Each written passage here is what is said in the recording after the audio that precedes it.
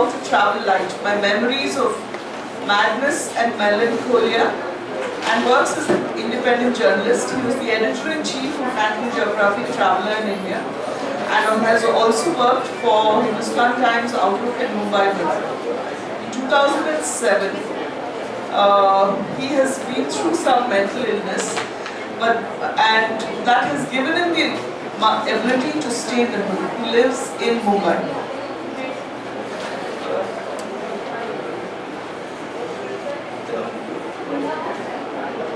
The next panelist we have here is Urvashi Bahuguna. Her debut poetry collection was selected for the 2017 Emerging Poets Prize and will be published in late 2018 by the Great Indian Poetry Collective. Her book of essays on mental health is forthcoming in 2019 from Penguin, India. Her work has been recognized by a Charles Wallace India Trust Fellowship, a Sangam House Fellowship, an Eclectica Spotlight Author Prize, and a Toto Award for Creative Writing. We all heard Sumuna's poetry yesterday, and her first book was How I Became a Tree, a work of non-fiction published in India in 2017. Her first novel, Missing, was published this year. Her poems, essays, stories and literary criticism have appeared in several renowned quarterlies and journals. She's the co-founder and co-editor of Anti-Series. She lives in Chilagiri, a small town in Bengal. Roy has been photographing walls in northern Bengal for nearly a decade now. We have Sumana in conversation with the other two on The Mind is Its Own Place, writing about mental health. Thank you. Good morning to all of you.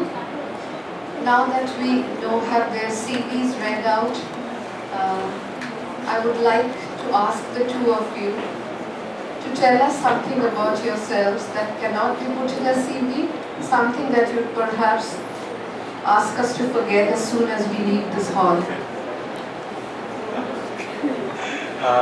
Thank you. Thank you all for coming. Something about me that couldn't be put in the CV. Sometimes I'm moreish about chocolate at night. Please don't be saying that. But interestingly, I think that when somebody talks about or when somebody describes, you were saying that in 2007 you suffered a mental illness. That immediately makes people come to conclusions.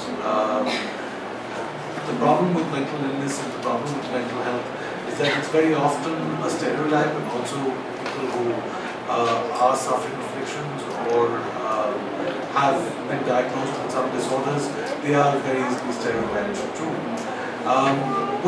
What I really feel is that there's a story. There's a story behind any illness or any disorder, whether it be physical or mental. And I think perhaps that story is sometimes too long to fit in a CV. I tried to kind of fill that blank by attempting a book, but I still feel that somehow things do get left out. And it's in what gets left out that you find some really interesting and, if we're lucky, entertaining answers. So I feel that when it comes to me, I would say that the part of me that doesn't exactly fit in the CV is the idea that despite this illness or despite the disorder, I spend my entire time just trying to find levity and trying to see if happiness is a possibility. So that's one thing that probably I would not put down. Thank you, Urvashi. Can you hear me?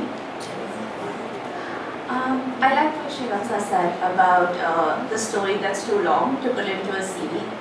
I definitely feel that, especially when I hear my bio being read out and it says, that I won this award or this fellowship, and it doesn't adequately show how much failure there has been through all of that, and how many things that I've been turned down for, or how when I was particularly depressed and anxious, I didn't write at all. And it was only after I got better that I was able to get back to writing. I grew up here, and I went to school in Goa, and I certainly didn't know anything about mental health and mental illness or how to tackle any of those situations till those situations cropped up in my life. And yeah, I think that in my CV you don't see that it was a struggle for me to get through my MA. It was a struggle to graduate. My first couple of jobs were incredibly hard because working in an office became very difficult. I used to have a great deal of trouble just dealing with people. I would have anxiety attacks over small tasks, and it took me a long time to find my footing and to find the job that was right for me. Yeah, I think that is what you don't see when you hear our bios. The reason I asked you this question and began with this question is to point out the irony to all of us here that while we find it difficult to put mental health on our CV as some kind of quote-unquote disability, we can put a book on mental health that we write in our CV. Therein the irony, and therein the irony of sessions like these, for instance, right? So in that context, I would like to ask the two of you, what brought you to write about mental health, particularly yours? For me, it happened completely by chance, really. It so happened that the Rajya Sabha had just passed the mental health care bill, and a publication asked me to write about my experience of mental illness and to respond to this piece of news that the mental health bill had been passed. That was the first time that I wrote about my illness. I wrote about it the way a journalist writes about the elections. I wrote about it because it was work, and that's something that I was trying to do, not necessarily to say something poignant, but to just earn a paycheck. But while doing that, things changed. While doing that, I realized that putting my story down on paper somehow allowed me to look at myself from a distance. And it's this distancing that I took about a couple of days to write that piece, but by the end I felt that this was actually better than a few sessions of therapy put together. So when I got the opportunity of writing this book, I did grab it with kind of both hands because I wanted more of that. I wanted more of that introspection. I wanted to be able to understand what was going on inside me while looking at myself from the outside. And that for me was I can't really say that's why I wrote, so that's not the cause, but the effect certainly was that. So, I also have a similar story in the sense that I didn't really set out to write about this. I started my career in the development space, so I worked for NGOs for about 3 years, but I was incredibly ill during that time. It wasn't making me happy. I found the work fulfilling, but that wasn't enough. It wasn't good for my mental health. And it was when I was kind of at a loose end and trying to figure out what to do next that an editor wrote to me, Shreevatsa. She runs this publication called Skin Stories online, which I would recommend everybody reads because far more than anything we can say in this session, like that is an amazing publication. It features a personal essay every week about these kinds of things. And she said, will you write an essay for me? And I did, and it just came out very, very easily for some reason.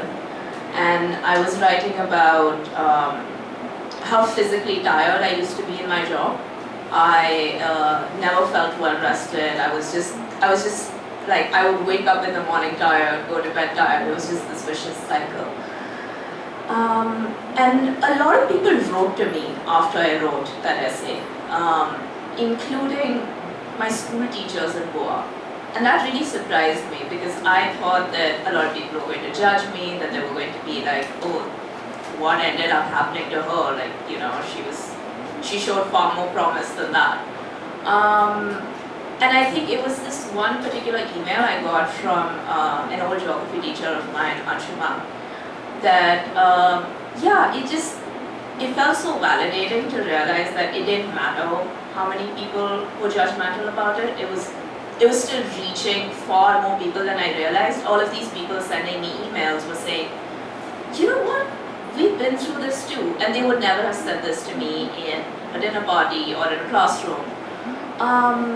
And so I was like, okay, this is a really powerful connection that I've just made. And I wrote more essays, and somehow it just ended up becoming a manuscript. And each time I put an essay out, I haven't put too many, like 2, 3, out into the internet, like it's always like letters that I get that always like make me incredibly sad, but also really touch me, because these people are talking about how they're going through the same thing, but they're going through it in a much quieter way, with a far less strong support system, and they're not able to talk about it openly. And I always write back these like incredibly long letters to these people, and I'm sure they're very overwhelmed by my response. But yeah, that's how it ended up. I think it would be nice if you read a short excerpt from your work to give us a sense of your writing.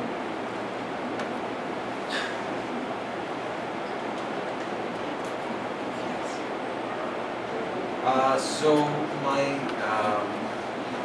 book is called How to Travel Light. My Memories and Madness in Melancholy.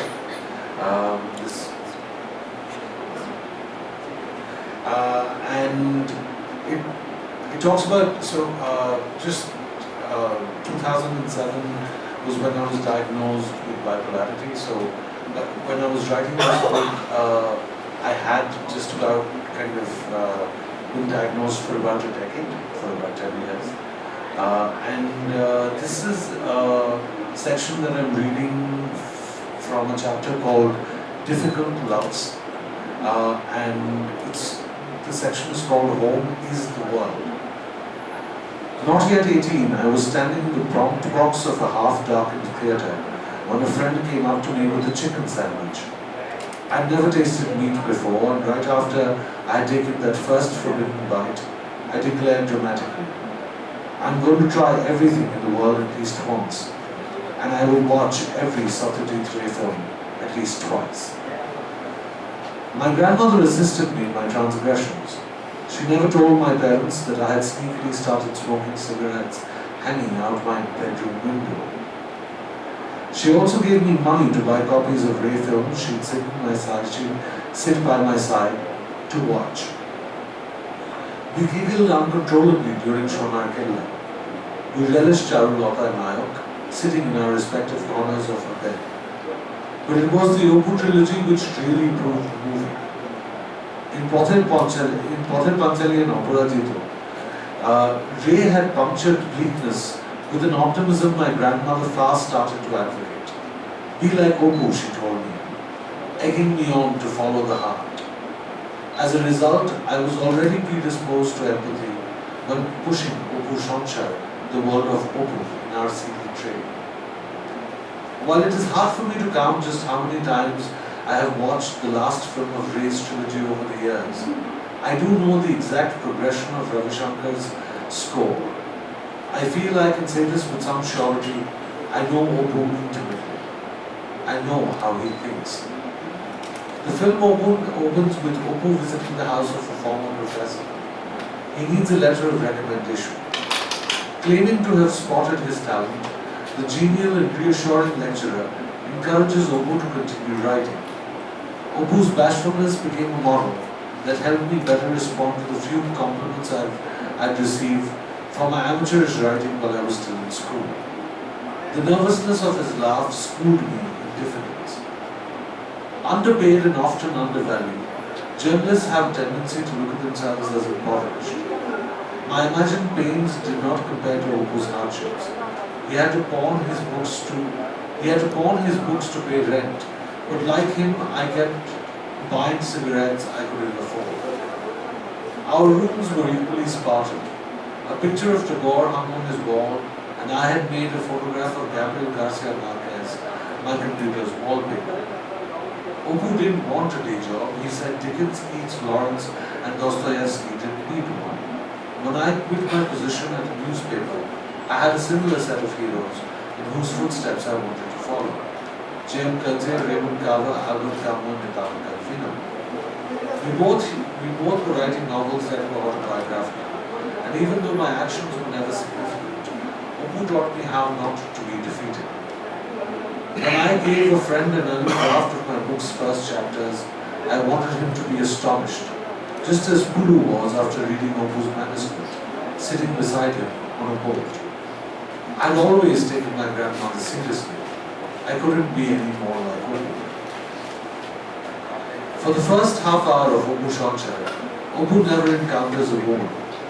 Pulu then takes him along to attend the wedding of his cousin, and it is only when the bride's mother sees Opu that we can gauge his desirability. I have seen you before, she tells him. You look just like the Krishna I worship. I have yearned to hear these exact words each time my mind turns manic. Unlike me though, Opu does not perpetuate this comparison. As the hour of the wedding comes around, we find him sleeping under a tree, unknowingly consecrating the flute he holds. Pulu wakes him up. Tragedy, he says, has befallen his family. The groom, it turns out, the wedding has been called off, but if Apurna, his cousin, doesn't get married within a few hours, she will forever be cursed. Opu needs to marry her and save the day. A rational and literate writer, Opu is offended by the demands of superstition. He hasn't even shaved. Opu has never met Apurna. When he changes his mind, he is not driven by compassion. He agrees to marry a woman who he doesn't know because he wants to do something great, monumental, something literary. In a shot that Ray frames perfectly, we see Opu and the man groom Binu cross paths. I have stopped at the scene many times and found in it a metaphor that explains perfectly my experiences of love, its hopes and discontents. My madness has made several of my relationships untenable. Time and again, I have crumbled under the pressure of togetherness and expectation. As I start to break down, I break up at the altar, once imagined meticulously while lying in bed on lazy Sunday afternoons, becomes an impossible destination. I have often been the Binu who comes to his wedding, wanting a happily ever after, only to be carried away in his finery. Binu's departure, however, allows me to channel my Opu without interruption. Before our leaps of faith, he and I are scared and reluctant, but we are equally desirous of grandeur.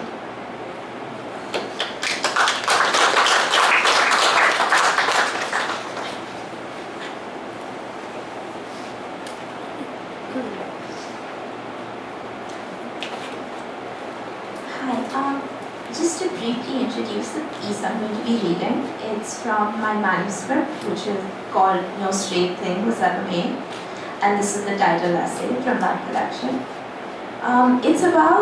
It starts off at a time where I hadn't yet been diagnosed, or I didn't yet know what was going on, why I was struggling so much. And I'll start. How does one stay angry at one's family? What does it take away from us? My friends and I talk about family in India. We nurse our grudges close to the chest. We exchange notes late in the night about how our parents still make us feel small and disempowered. We crave the soft contours of the goodness. We pick up small presents for them in the places we visit. We fold into these gestures all that is difficult to articulate. We are the ones who glue our families back together. Our parents didn't learn the simplest way to apologize is to say the words. We don't speak the same language as our parents. I watched one of my friends pull her mother's cheeks after a huge row and say, "My tantrum point child." Their argument washes away. I watch another pack food for her sibling every time we go out. Another drops her mother every week to the airport. This is what we have in the dry-eyed clearing after a bad fight. We consider throwing it all away. In the light that descends day after day, we hold it tightly. Not because there's only one family to be had in this life, but because their broken ways are our own. Because, as Kant said, out of the crooked timber of humanity, no straight thing was ever made. How desperately we long for our families to be straight. When I first fall ill in 2013, I had just arrived in graduate school in England. It is a windy town half an hour from the coast. I sobbed so hard at the end of my first full day. My body shakes as I lie in the sheets of the bed and breakfast. My mother, who has come to drop me off, asks, "What is it? Do you miss your boyfriend? Is it the cold? Tell me, how can I leave you here like this?" We decide I'm just overwhelmed and she goes home to India. An old friend of mine visits. When she leaves, she sees my face fall through the glass as her bus rolls away from me. She doesn't tell me this for 3 years. When she does, it breaks my heart. I hate that story because it is the story of that entire year. I have a room of my own because my parents want that for me. They've put in their hard-earned savings to send me for an MA in creative writing. I'm given the life that was never available to them. My window overlooks a garden with rabbits. My library looks directly onto a lake. I try not to sound sad on the phone. What they do not say is, "How can you be so ungrateful for the opportunity you have been given?" What I do not say is, "Why don't you come get me?" My younger sister says, "You're ruining my chances of being sent away for my education." When I can't muster a smile in my voice, I don't call home. In December, I can't stop my teeth from chattering. I ask to come home for Christmas. When I do, they say I look completely fine, and what was I talking about on the phone from England? What I don't say is that I struggle to write, I struggle to read. My professors suggest too many Andrews, Johns, and Emilys to read, and I connect with none of them. I'm so anxious I can't hit send on assignments I have completed. I walk the lit campus park near the lake at night. I sleep till noon. A friend at university says I should see a doctor. The doctor has me fill out a form. I've never seen a medical test like this. When my sister and I were little and we asked what does this word mean, our parents would say, "Look it up in the dictionary." In our home, a word means what it means. When the doctor says major depression, my family hears very sad, fixable. It infuriates me when I hear them tell me to try and be happy. But in the stillness of my room, where no one is listening, it's what I say to myself too. Being ill is lonely. Saying this isn't my way of asking people to hold me. Being ill is lonely, but nothing is lonelier than the first year of trying to explain your illness to people close to you. Once they have understood, it can sit comfortably in the silence. In 2014, when I moved to Mumbai to work, my family has gotten more used to the idea, but they still have the most rudimentary of support and advice to offer. I feel incredibly let down. Why couldn't they have read up? Why didn't care packages arrive like they did for my friends? Why did other people's parents call every day? I was too upset to admit I would have hated daily calls. The TV show The Affair shows how different the same memory can be for two people. In my memory, I text my mother saying, "I don't know how I would last another 3 months at a stressful job." In my memory, my mom texts back, "Think positively," and we don't speak again for weeks. In her memory, the text message conversation is a blur. She was busy, she replied with the advice that she had at hand. She sent what she knew halfway across the country. When I did reply, she didn't pursue.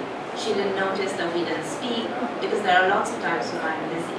In my memory, that night almost wrecks me. In her memory, it is a one-sentence text message. A few months later, in 2015, I made a breakthrough in my mental health journey. An unhappy relationship dissolved. I found a young, hilarious therapist in Bombay. I pierced my nose, something my ex had expressly discouraged me from doing. I got a tattoo, and both my friend and I almost fainted during the process. I posted these developments on Facebook in a long note about my struggles with mental illness. The response was immense and unexpected.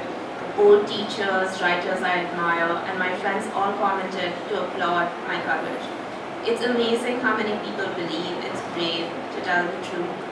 My parents comment saying they're proud of me and support me, but offline they're worried. Are you sure you want people to know? Won't people judge you? Aren't you afraid of the stigma? Slowly, my parents turn into people who talk about mental health at dinner parties. They themselves are proud of me when I write about my mental health journey and circulate the article in their close circle of friends and family, many of whom would have judged their parenting for my mental health issues. It opens a larger conversation within my extended family that allows cousins, aunts, uncles, and more to come out with their own problems and seek medical help. When I point out how differently they viewed my illness in the beginning, they say honestly that they didn't know. Sometimes it's hard to discern whether my pride in my family was wiped away with the hurt. In my apartment perched at the top of the building, I'm less lonely than anywhere else in the world. In the hallway, my family noisily lets me know their proximity. Each of them has an identifiable footstep and face. I went to university with a girl who said, I have a good life back home, but I don't want to return to it. I want to move on to something better. I nodded, even on the inside. When I moved back to this house in 2016, I wondered if it was possible to return and to move forward in the same step. I don't know if people can fundamentally change, but even in their 50s, my parents expanded, they learned. Does that make it all forgivable? I'm not sure. I've only learned to make the questions smaller and my heart a little bigger.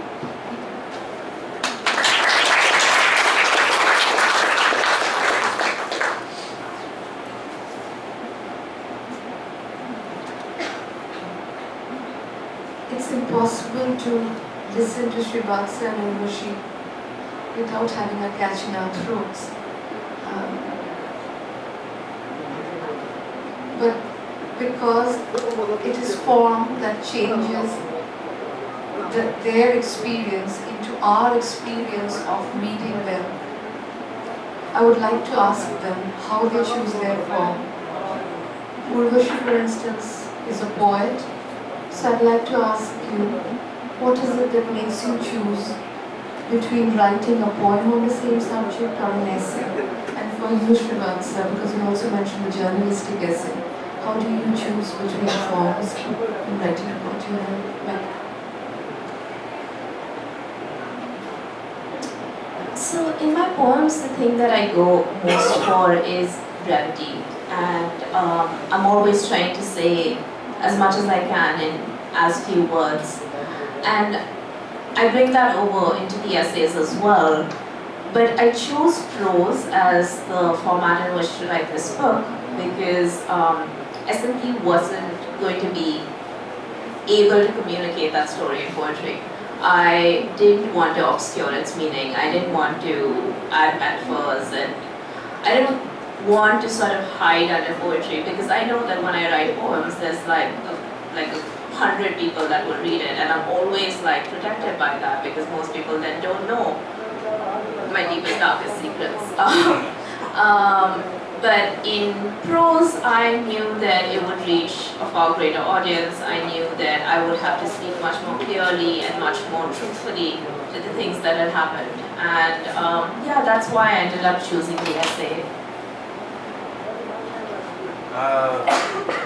Journalistic writing is, if I talk about the first essay that I've written, it is a bread and butter in sense. It's a form we're very kind of familiar with. That was, but for me, it was already kind of becoming uncomfortable because it was that the pieces that I'm talking about was written in the first person, and the book was just a lot more of the first person because I mean, obviously it is a memoir. So So the story is basically when I was in class 5, I went to a Jesuit school, and they made us sing this song. It was like a hymn, which said, "Do not publish your good deeds." I took this very seriously. This song, if you don't understand.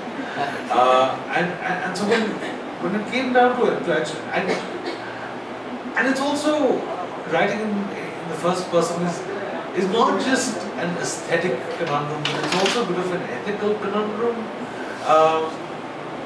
You don't want to say that that I saw, felt, or thought this. It's very difficult to come out and say, or I have found it very hard. I did toy with the idea that perhaps I should write in the third person, that this should be a fictional memoir as opposed to a straight up memoir. My publishers at the time felt that it would lose immediacy if I did that. But it is something that I still kind of grapple with every time that I have to write something that is even part memoir, even if it's for a journalistic kind of outfit.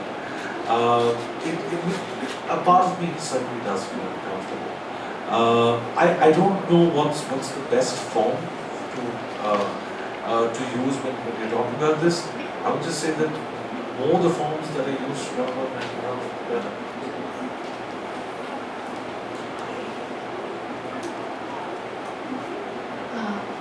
Since so much writing on mental health is triggered by something, I'd like to ask you about your editing process.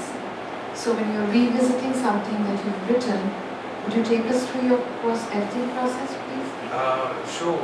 My editing process, I edit a lot while I write, and this is also because I don't suffer from OCD, but I can be very obsessive about formatting. So my paragraphs need to be perfect notes, and there can't be space between the last full stop and the margin. It's terribly complicated to explain.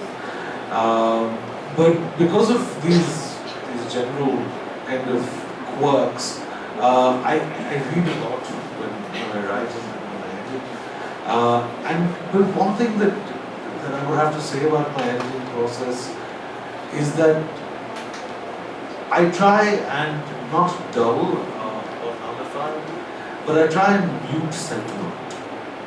I feel that if my writing is, I realize that sometimes the content itself is overwrought, and I feel that if my writing is too, then it would probably make it inaccessible, or even if it would be accessible, it would seem manipulative at a certain level. So the editing is a lot about being able to mute sentiment or sentiments that I think might be mawkish or maudlin or even just too much.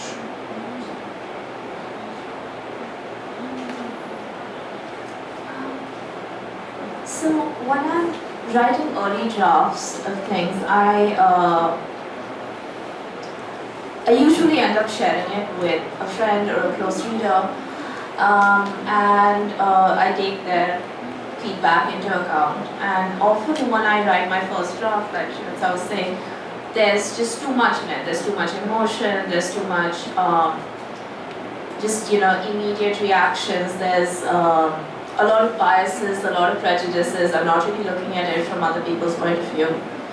And for me, then editing becomes about, okay, I am writing in the first person, but I also want to tell a story that's fair. And I look at it from the point of view of everyone who's involved. Somebody who helped me do this a lot was Joan Didion. I used to go back to her books a lot when I was editing my essays, because she really moves away from sentimentality. She detaches herself even when she's writing about herself. It just in the middle of her essay about something in Hawaii, she'll randomly say that, oh, my husband and I are thinking of filing for divorce. And maneuvers like that, I draw a lot of sort of inspiration from. And yeah, that's what I try to do, just ensure that it's as unbiased as possible, and that with every retelling I'm kind of making it stronger, kind of making sure that it's not just my story, but a good version of the story.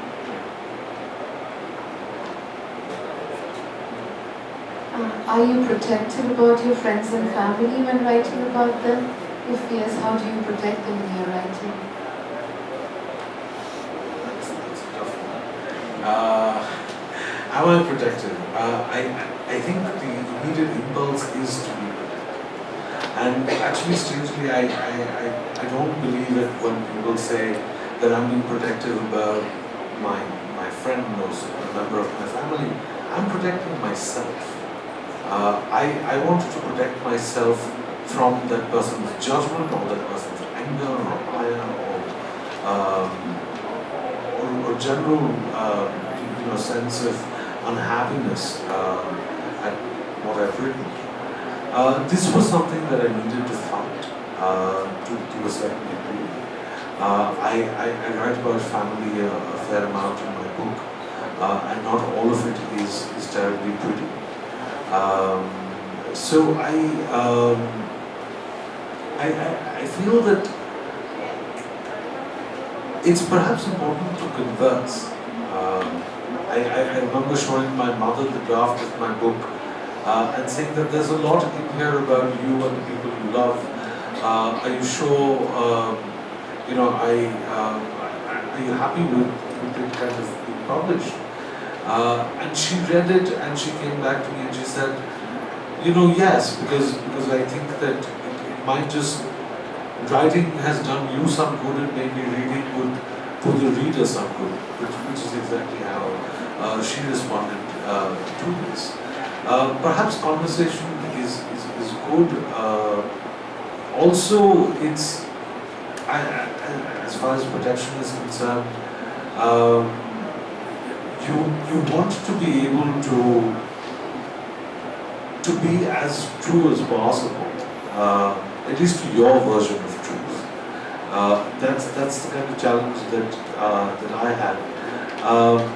Did I have to leave things out? Not really, because there were a lot of hugs involved through this entire process. Because you would go and tell somebody that I'm going to write this and then they would want to hug you. I've never felt more hugged. But I think it works out if you just talk about it. And if your conscience is something that is satisfied with what you do.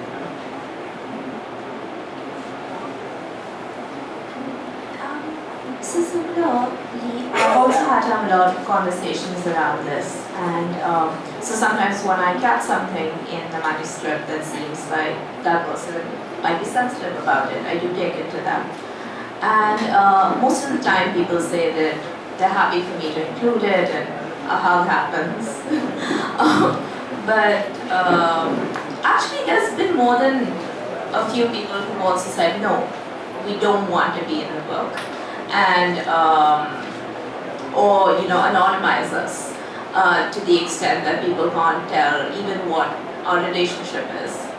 And initially that was a little bit hurtful because they just did not want to be part of the story at all. But I found that it's been mostly people who are really tangential to the story, people who've really been with me through this, have all agreed to be a part of it, and it's been about conversation, and I think people really appreciate being asked. I think it's when you don't ask them and you just surprise them with a draft that it gets murky. Has the process of writing adversely triggered something in you that you were trying to escape from through the talking cure, as it were? It's the other way. I think that writing makes you feel that you have escaped. That your problems are over, you've drawn a line, life will be very different because, oh my God, you've seen so much. When you've actually sat down to write.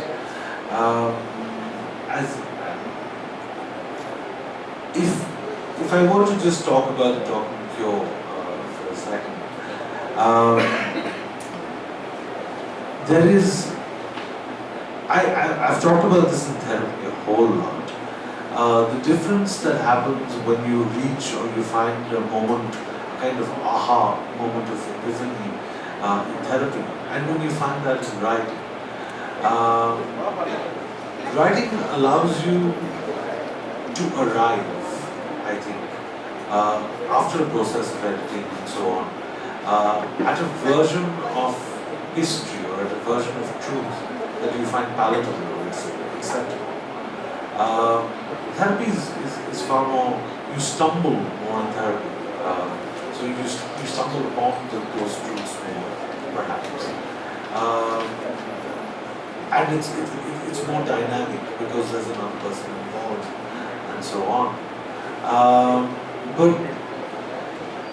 But I would say that as far as escape is concerned, sometimes it's a bit of, it convinces you that you're escaping a lot more than you actually might be, because the body returns and the mind returns and the brain returns and it returns to what it does best, which is sometimes just screwing things up for you. But at least the writing has left you aware of not just your past, but also in a sense of the future. So,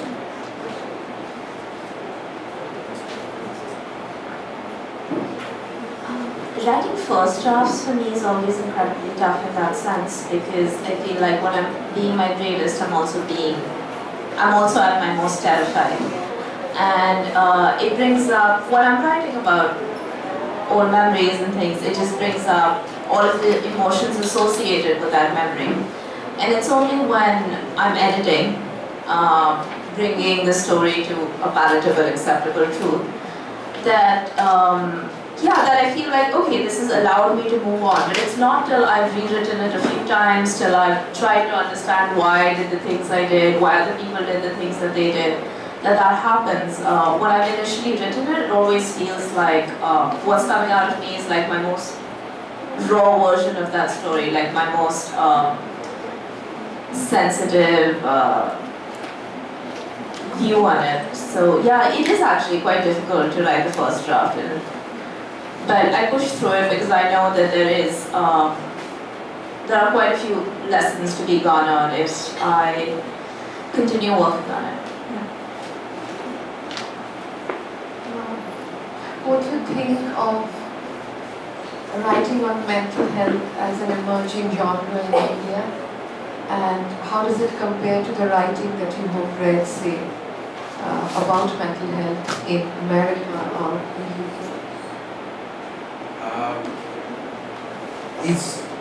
You need a lot of writing for there to be a genre, so I don't think that there is a genre, emerging genre. I feel that when it comes but going back to the idea of a genre, that when you're reading things coming out of Britain or when you're reading things coming out of America, these come out of, there is a genre for them to be able to refer to. While I was writing, those books made my genre, but a lot of the times mental health writing is about specificity. It's about social importance, and not enough of that actually is there to be found. As of today, I hope that changes very quickly. But the one thing that I would say is that in India we have 898 registered psychologists. We need, I believe, according to the Ministry of Health, 20,025. That's the math. That I think writing about it is, that there needs to be a lot more writing about it journalistically too, as also from the point of view of people who have suffered or are suffering, because the infrastructure needs to change along with the mindset. That is something that I believe. So the genre needs to be more than just memoirs, essays, novels, but also hard research.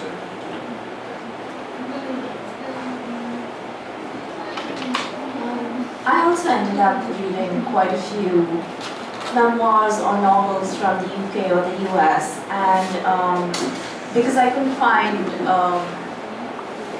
Indian books that had been written on this subject, so I looked for other common denominators.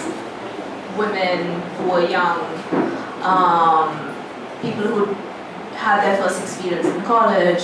So those were the kind of things that I looked for when I was looking for these books. And but also in India, I read M in the Big Room, which was a very disturbing book for me to read, but also a very powerful one.